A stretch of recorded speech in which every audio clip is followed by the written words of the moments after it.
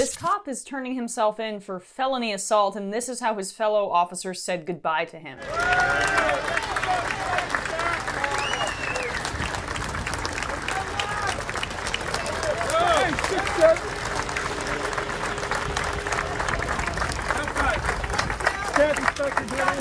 We'll pull it away. Got it, brother.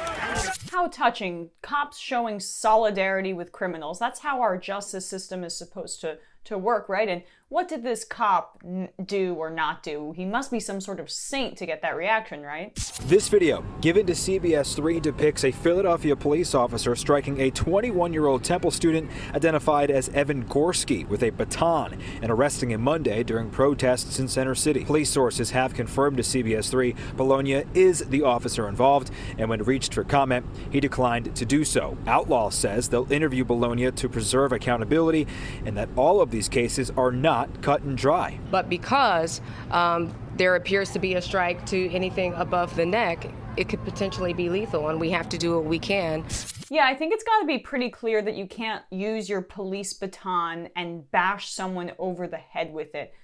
I mean, obviously, we've seen instances of egregious police brutality, and it's much more punctuated when it comes to Black and brown Americans, but that was a white college student, and people acted swiftly. Temple University acted swiftly. But Larry Krasner, who is the district attorney in Philadelphia, is a strong progressive, and he ensured that this officer was charged, and that's what happened. Dozens of officers, both in and out of uniform, gathered outside of Lodge 5 of the Fraternal Order of Police in a show of support. They applauded him as he left the lodge, escorted by his lawyer, Fortunato Perry Jr., and police union head John McNesby, just after 8 a.m. or 8:30 a.m., to an SUV waiting to drive him to the police district. Just some more details there that there was a crowd that was cheering him, but they were also cops. They were cops cheering for this guy. It's another indicator of how sick this cult of policing is. We saw in Buffalo, after officers assaulted and pushed down an elderly 75-year-old man so that he bled from his ear, just shoved him to the ground, and those officers were let go, suspended, whatever. 50-ish cops resigned in protest. These police unions are incentivizing cops to get away with assault and murder, and they're very emboldened about it. They think they've internalized that it's the right thing to do. It's truly like a frat in college where they all defend everyone else's disgusting behavior. It's like a cult.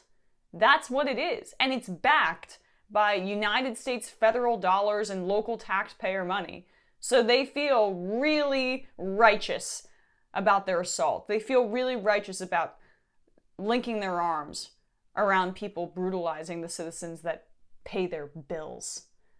That's a cult. That's the only thing I can say about it. And luckily in Philly, there's a great DA there who's going to hold him accountable. But how many different cities, how many different municipalities, states don't do that and don't have people like Larry Krasner in charge who are going to crack down on cops and work for the people? Far too many, as obviously we're seeing every single day.